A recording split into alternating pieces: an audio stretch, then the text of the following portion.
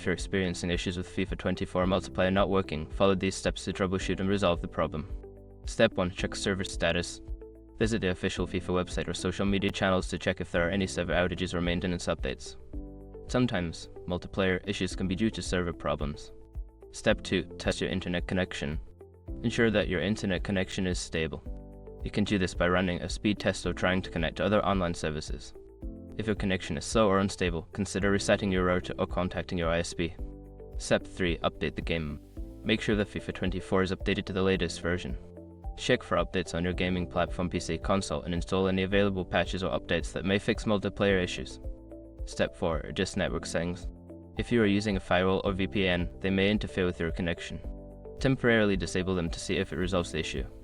Additionally, consider enabling UPnP on your router, which can help with multiplayer connectivity. Step 5. Reinstall the game. If all else fails, install FIFA 24 and then reinstall it. This can fix any corrupted files that may be causing multiplayer issues. Make sure to back up any saved data if necessary before proceeding. By following these steps, you should be able to resolve the multiplayer issues in FIFA 24. If problems persist, consider reaching out to EA support for further assistance.